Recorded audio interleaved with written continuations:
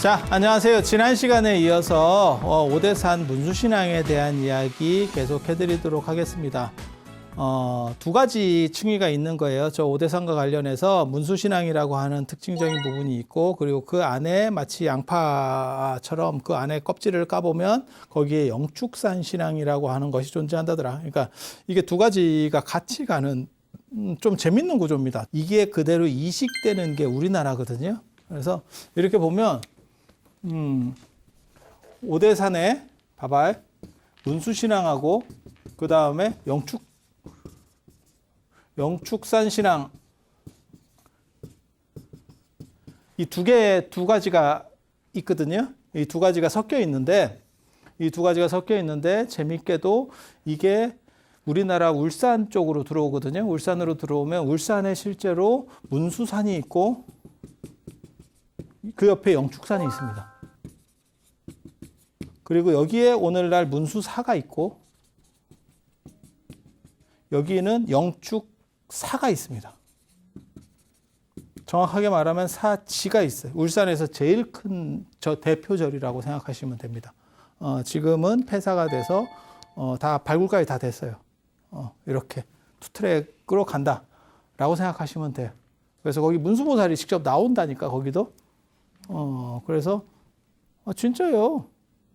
그래서 울산에 가면 묵어동이라는 게 있는데 문수보살이 나타났다가 거기서 사라졌대. 그래서 어디로 간지 몰라서 묵어예요.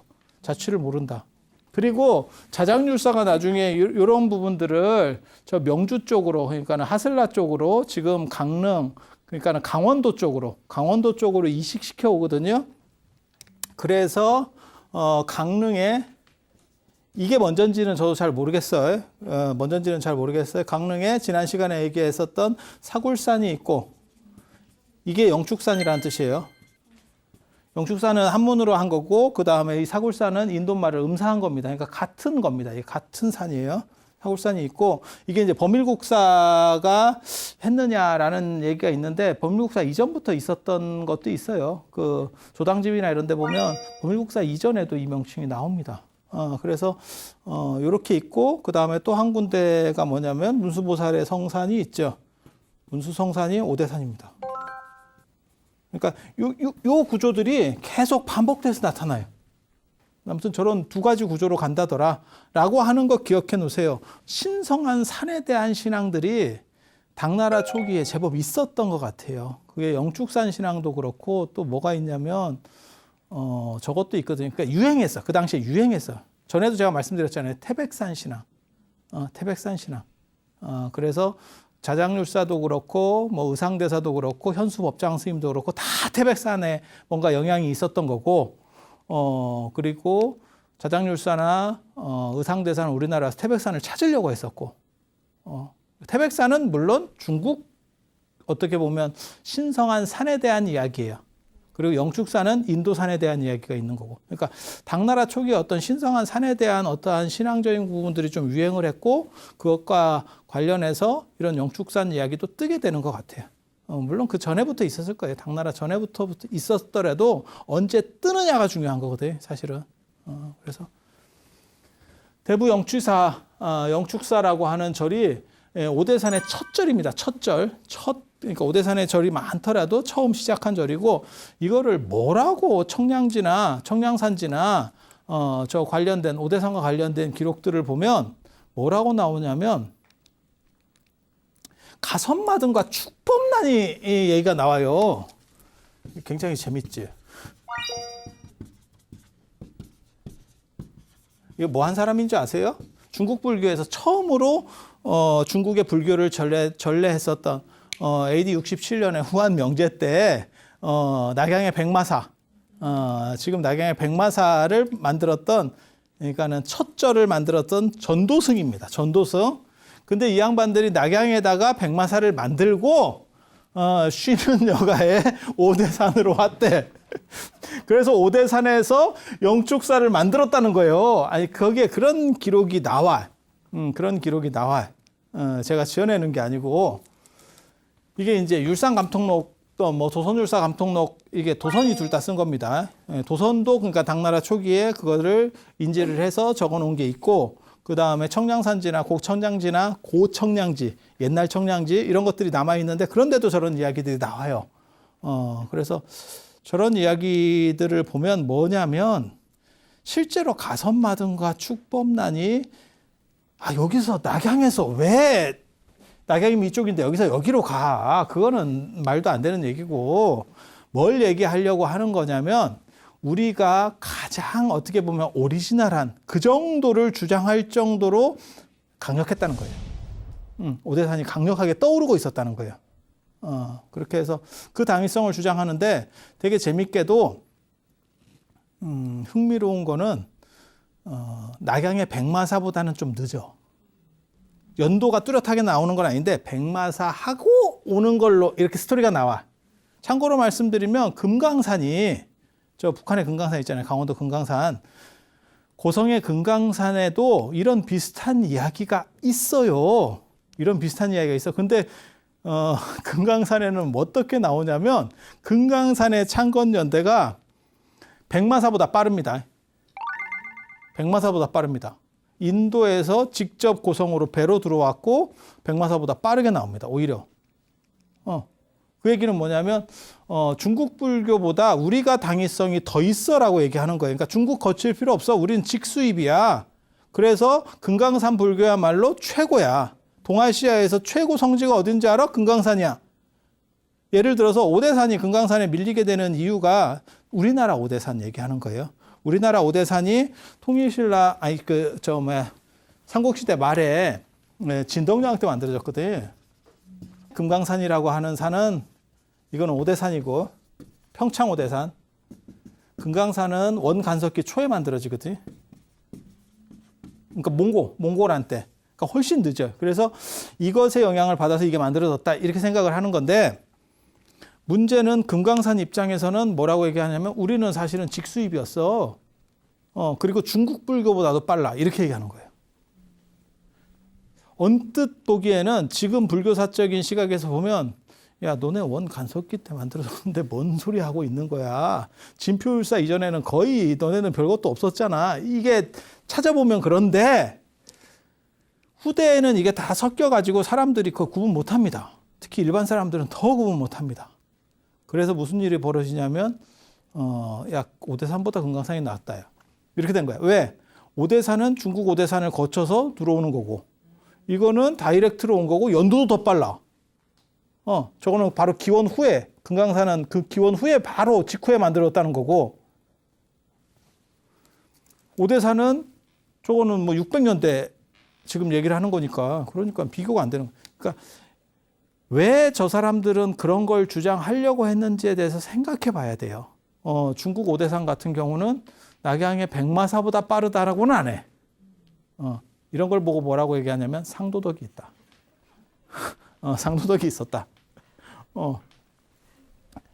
참고로 말씀드리면 금강산도 문수보살이 시작합니다. 금강산 유점사 사접기에 보면 그거는 오대산 영향 받아서 그래요. 문수보살이 시작해요. 이게 되게 재밌어요. 되게 재밌어요.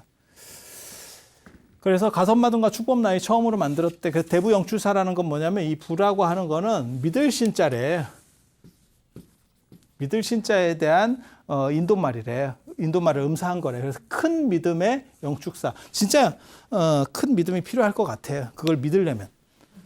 가선마등과 축법난이 만들었다. 가선마등이 만들었다. 이런 얘기를 믿으려면 큰 믿음이 필요할 것 같아요. 그래서 아무튼 오대산 전체를 대표하는 대장사찰. 금강산도 엄청나게 절이 많거든요. 금강산도. 근데 그 금강산에서 가장 대장사찰이 뭐냐면 유점사거든.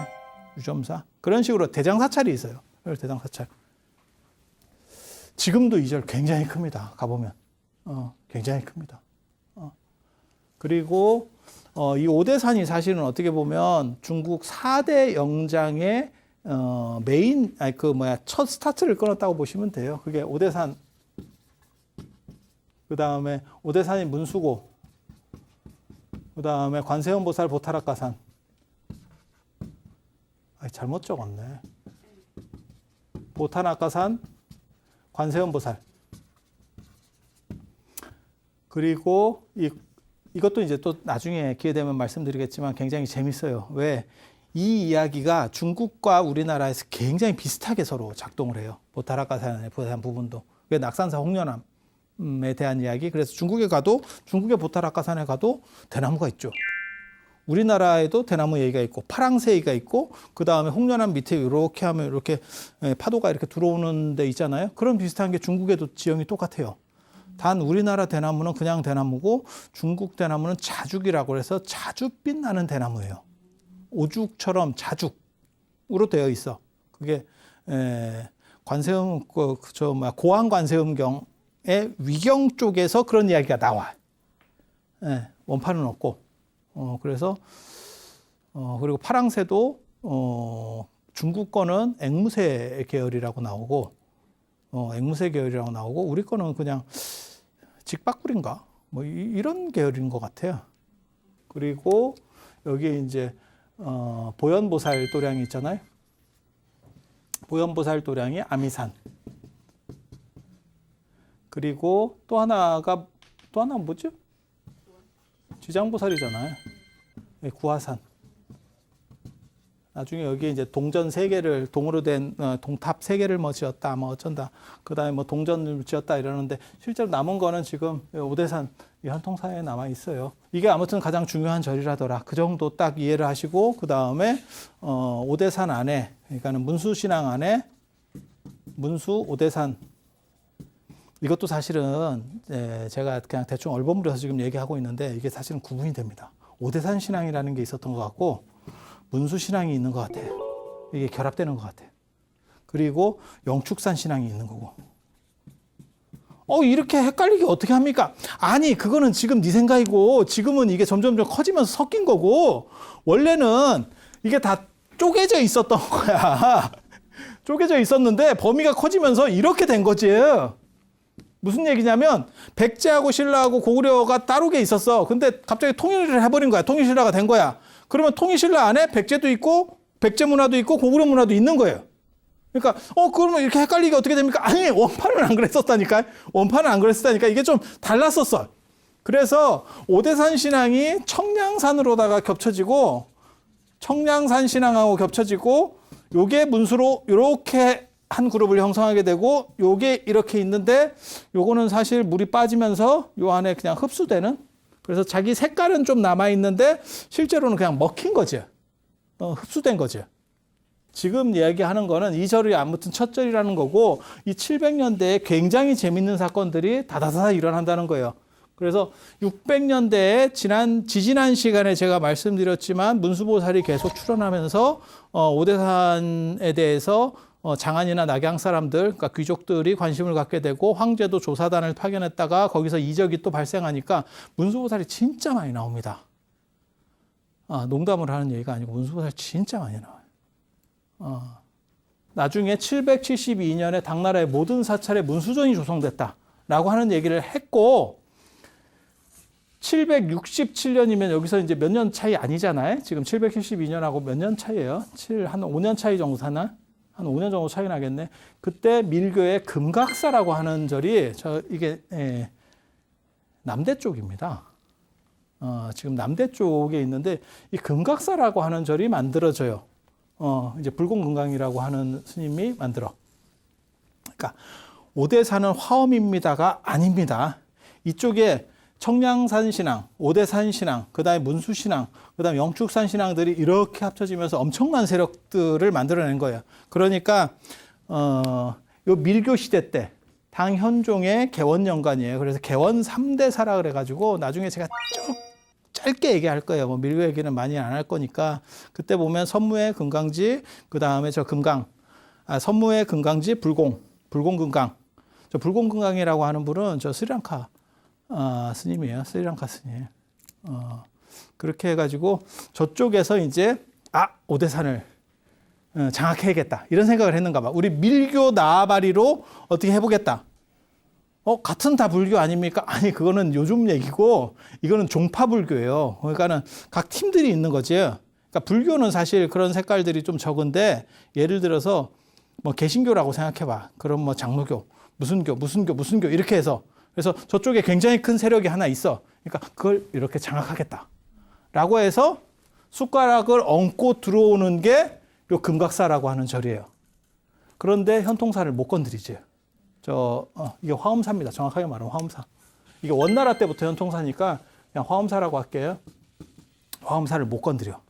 못 들어간 거야. 그래서 실제로 화엄사형으로 못 들어가고 이 금각사는 어디 만들어지냐면 남대 쪽으로 이렇게 내려오거든요. 그래서 좀 떨어져 있습니다. 지금도 중국의 이제 오대산에 가면 한 36개 정도가 굉장히 큰 절이 있어요.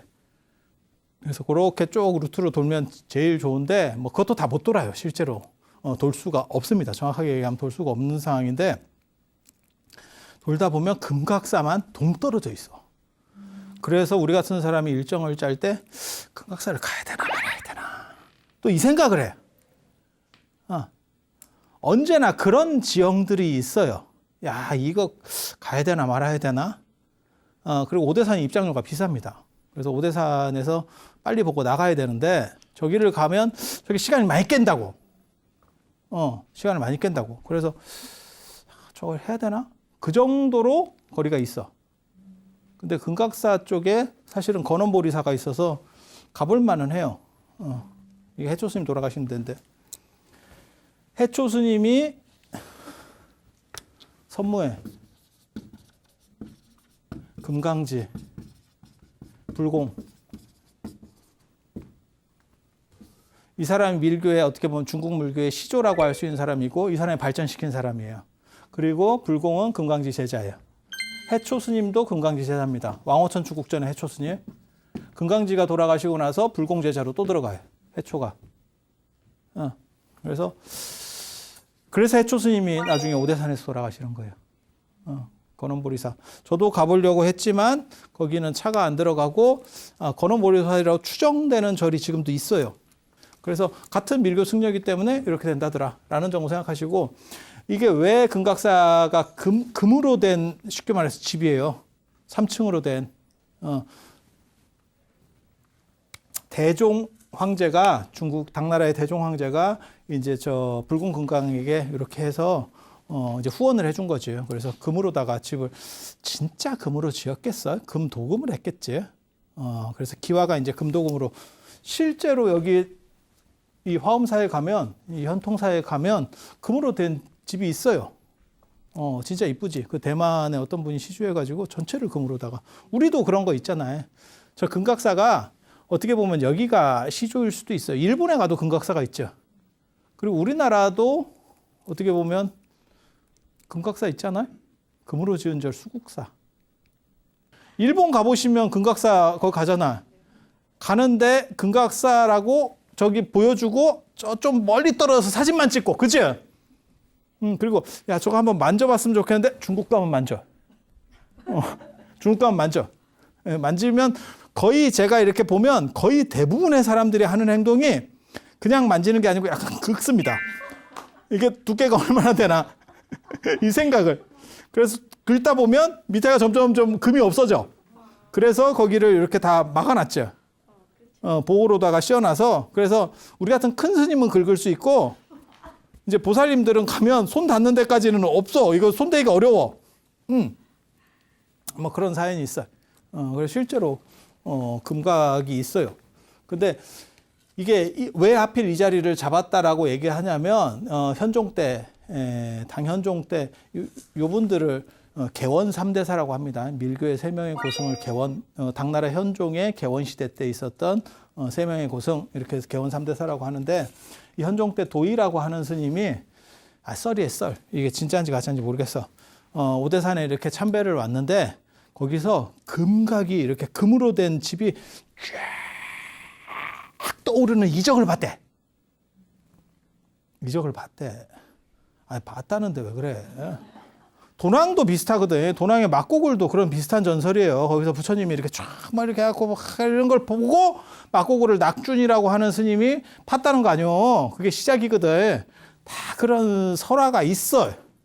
진짜인지 가짜인지는 모르겠고, 그렇게 해서 불공 스님이 대종의 후원을 얻어서 만든 게 금각사예요. 지금도 중국에 가보면, 그 오대산에 가보면 3층 법당으로 있는데 관세음 보살이 17.7m야. 그래서 관세음 보살이 얼굴 보기가 힘들어. 이렇게 법당이 하반은 작고 옛날 법당들이 다 그래요. 하반은 작고 부처님은 겁나 커. 왜 3층으로 해야 되겠어요? 관세음보살 높이가 17m, 18m가 되니까 1, 2층으로는 안 들어갈 거 아니요. 그래서 굉장히 장엄하죠. 굉장히 장엄해.